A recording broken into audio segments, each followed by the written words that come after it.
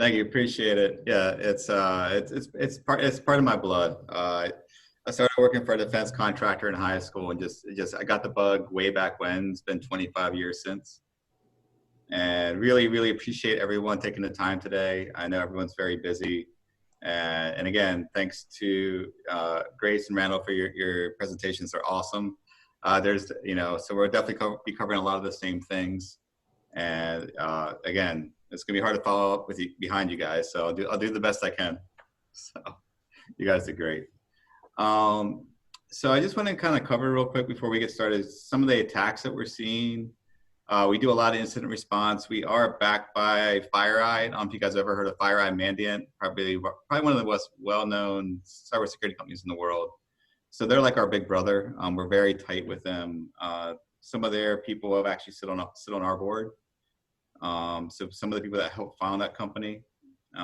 So like FireEye, Bank of America, these are people that are our steering committee. So this is where we get our information from as well. So the attacks that we're seeing a lot of password spray attempts. Has anyone heard of password spray? You guys can put up your hands if you want, or anything if you guys have ever heard of that. So what's happening is companies that don't have MFA enabled, what's happening is there's these password databases of people that have hacked like sites like LinkedIn and other places, and they're going to try your passwords across your corporate domains. And what happens is people get in.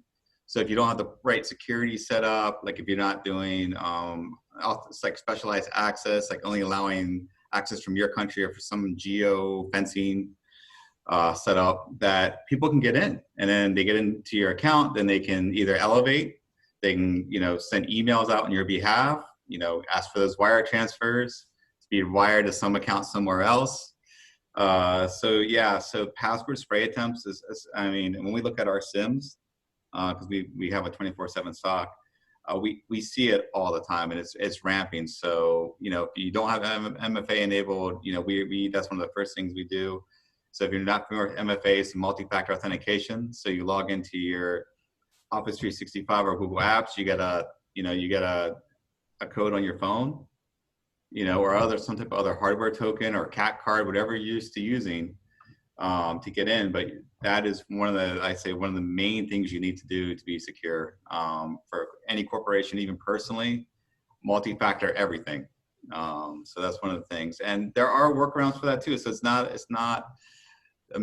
magic. There are workarounds. People can clone SIM cards and still get your text MFA codes. So again, you got to be very, very careful.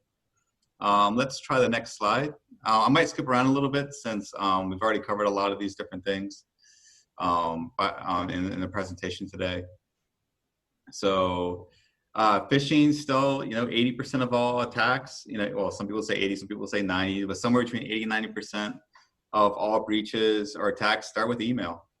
That's how it starts. So again, one of the best ways to prevent that is employee training. So there's tons of sites out there like KnowBe4. I don't know if you guys have heard of that, or other solutions, but employee training, when we actually have the numbers to back this up too. So when we onboard new companies, if they already have KnowBe4 in place or a similar type product, and they actively use it, we notice that their users are actually clicking on less attachments in real time.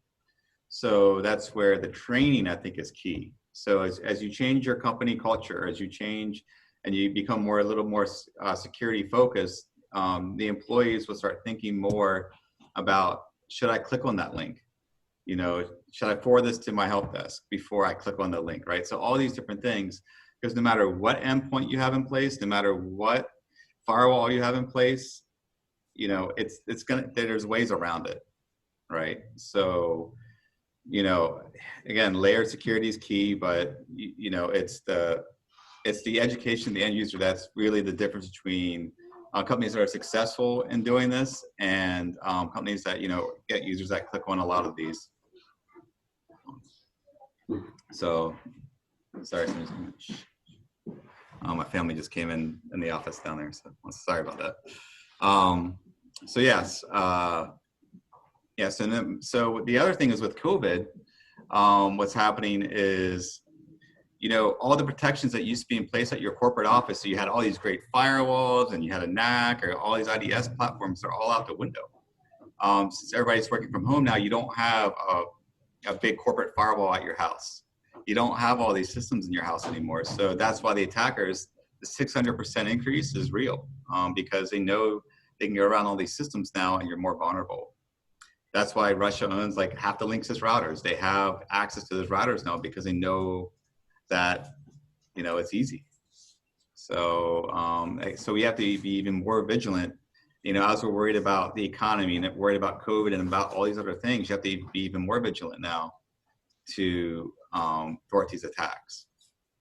So again, education, you know, I between MFA and education, I mean, I really very passionate, and that it's really, really important. The next one we're going to go over is passwords. Again, solid passwords. Use you know, different passwords for every website if you can, because if that website does get breached, that's the first thing they're going to try is that password across everything else. And the way they're going to do that is they're going to go through, you know, social engineering, right? So, you know, they're going to try different ways. They're going to be looking at your LinkedIn profile, who you're linked to in LinkedIn, right? So if they know that, like, let's say Grace, I'm sorry, I'm going to pick on you, Grace, because you're next on my screen here. So let's say Grace is connected to Michael on LinkedIn. So they know if they hack Grace's account, they can actually ping Michael, and Michael knows Grace. So he's automatically going to trust her. And, you know, so that's how these attacks start, right? And then even more sophisticated, you get into the targeted attacks where they're actually doing a lot of research on your organization for maybe a year, 2 years, could be even longer. And they have it all mapped out. So when they do attack, they know exactly what they're looking for and how they're going to get it and how they're going to compromise. It's very well laid out. Next is we can go over insider threat. Again, that's your employees. You know, that's people that are inside your organization that, you know, might be going to a competitor. They might be working for another government. You don't know, right? So that's where the insider threat is a very serious threat because they're behind all the security controls. They have access to everything, right? You know, depending on how you're set up. Another important thing is encryption. So now that everybody's mobile, they've taken all their laptops, their desktops, them. So we know offices that sent the employees home with all their desktops, right? So did they have BitLocker installed? Did they have all these different things installed? Probably not. So now you have a Linksys router protecting a corporate desktop that's unencrypted. So, you know, it's making it a lot easier because the attack surface has gotten a lot wider, as we call it. And again, now you have all these at-home PCs with sensitive information with PII, healthcare data, because, you know, HR took home their desktop. So now all this information is just everywhere. It's not just behind a lock and key, behind your badge systems and everything else anymore. Next slide. Okay, so we already talked about phishing, but it's just kind of going through it. And I know we went through this with some of the other presentations, so we'll kind of we'll kind of cruise past this one. We'll go to the next one. Password, same thing. We can go to the next one. Social engineering. Again, actually, we have a real world example of this. I'm going to talk about today is, and my wife runs a company with me, and you know, she was home and she heard my mother-in-law or her mom talking to the phone on the phone. She's like, "Well, who are you talking to?" She's like, "I'm talking to Microsoft." I'm like, "Really?" Or she told my wife, "Really? Okay. So what are they trying to do?" Like, "Oh, you know, my machine got infected and they helped me clean it up." And, you know, my wife's like, "Mom, Microsoft's not going to call you." So she went through this whole thing, and, you know, and then my wife got on the phone. She's like, "Well, what's your email address?" And it was like some Gmail account. And she's like, "Wait a second. I used to work for Microsoft. And if you're like, if you're going to work for Microsoft, you have a Microsoft email account." So, you know, and then she would actually ream the guy out and I don't know what else. So, but yes, it does happen. There's actually some sites that actually kind of trick these like scam callers. It's kind of funny. I have to look it up, but I've seen a lot of videos of guys that are impersonating like grandmothers and everything else, like kind of tricking these scam artists. It's actually kind of funny. But yeah, so again, the social engineering is very important. Again, it comes back to training. So a lot of this will go back to training. So we can go back to the next slide. Target attack, like we talked about before. it's real, and they do the research. So the more of a social media presence you have, the more information they can grab about you.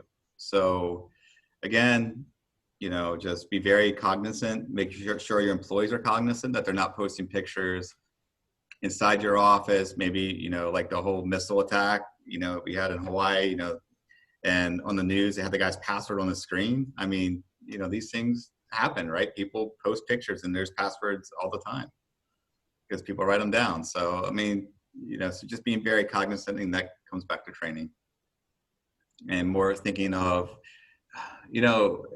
I guess you can equate it to a house, right? So, people think about cybersecurity. Oh, it's not going to affect me. It's online. It's some guy somewhere else. I'm protected. But, I grew up in Baltimore City, right? So, you're always very aware of your surroundings because, the murder rate there is pretty high. So you're always going to be aware, like if you're walking down the street, who's around you, always paying attention. So, same thing with cybersecurity. You need to pay attention to who's around you, what's around you. And when you lock your house, make sure you lock the door, put the deadbolt on. The same thing with cybersecurity. And yeah, and there's money lost every day. We know we work very closely with the government here and different agencies, and there's money lost all the time. So money, there's reputation. Let's say you're a healthcare provider, you lose everybody's records. So you have reputation issues, you have your fines and everything else. So it can take out a business quickly. I have another story where, a local company here got attacked. The IT guy was trying to fix it for 5 days. His laptop got compromised. He brought another laptop in, that got compromised. So the CEO finally had enough, and they called me up and they were crying, like everything's gone, like my QuickBooks data, 10 years of business data is gone, right? Can you help us? So, we get down there, we find it, basically we had to burn down the whole environment and start from scratch. They had to re-enter all their data because even the backups are gone. It was encrypted. They had to recover everything from paper. So they had filing cabinets upon filing cabinets and rebuild their whole financial record. So, and again, it's like, do you do the protection or do you have to pay for the remediation? So that's where, and the whole adage, it's not going to happen to me. It's not going to happen to me. It happens. So, that's why, we do a lot of public outreach. We try to educate the businesses. And unfortunately, you can't get to everybody, and it doesn't, you can't get to everybody. And if it happens, then you have to end up paying. And, people are like, okay, well, I got cyber insurance, but if you're not doing everything you say you're going to do in your cyber insurance policy, they're not going to pay for the remediation anyway. So again, you need to really pay attention to, what you sign up for, and how you're protected, and how do you make sure that if you do have a breach that you are protected in that regard. A lot of breaches this year have also come from third parties. So who are you doing business with? So we're seeing companies that are smaller companies are now breaching bigger companies because, again, you have that trusted relationship. And so we're seeing, an increase, for us is we do a lot of vCISO work. So we have a lot of third-party risk analysis happening now.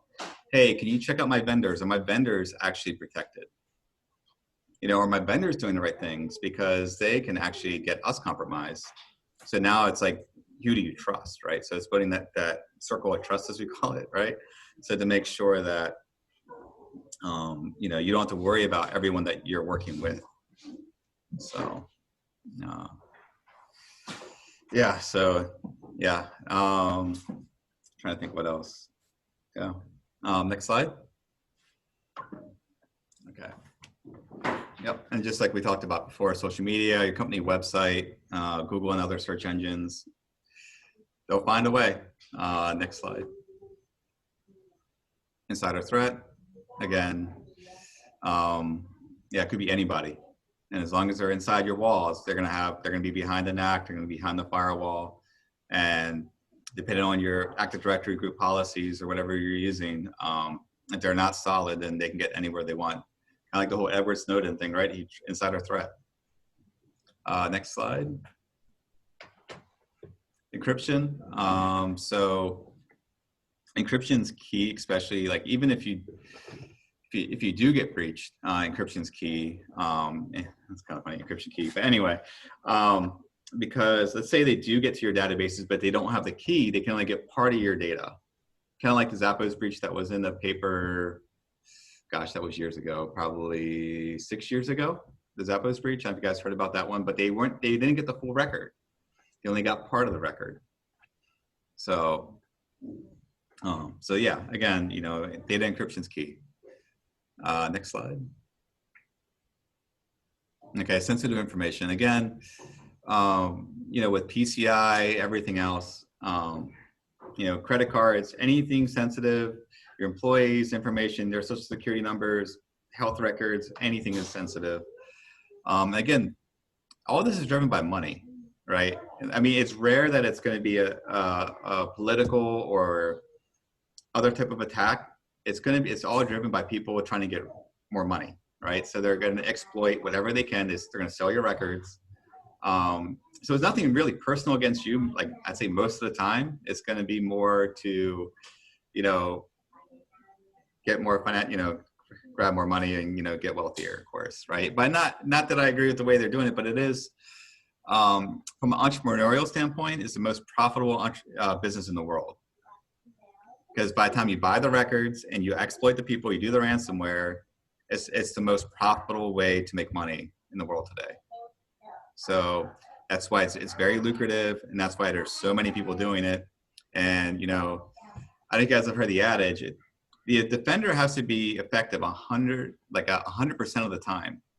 The attacker only needs to succeed once, and they're in, right? So again, it's a much tougher job for the defenders than it is for the attackers. And that's why, again, going back to the education piece and going back to the other pieces where I think the education is key to a lot of this. Next slide.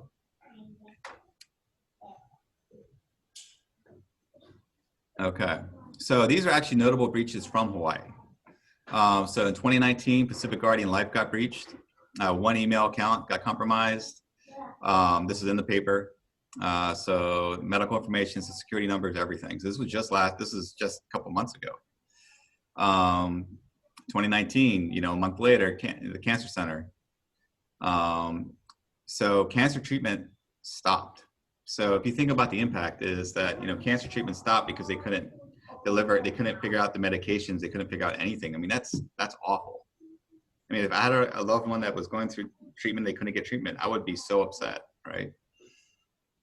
In 2017, Roberts Hawaii, again, and they had a large IT staff. And I mean, all these companies have IT staffs and everything else. It's not like they don't have IT or anything like that. I mean, they have IT staffs. Some even have security involved, but it's just because you have these things in place doesn't mean it won't happen. So what's the best way to mitigate these risks, right? It's about risk management. In 2017, Turtle Bay, again, it was all on their payment card system. So again, these are all local to Hawaii. This happens every state, everywhere, all the time. And like you said earlier, it's like either you've been breached or you don't. But at some point, somebody's in your systems. So I think we'll have one more slide. I think that might be it. Okay, the top tips, right? So think before you click into your embedded emails or links in emails. A good, strong password policy. And again, multiple passwords. Don't use the same password on every site. Disclosing information to people without verifying who they are. Make sure you have good security awareness.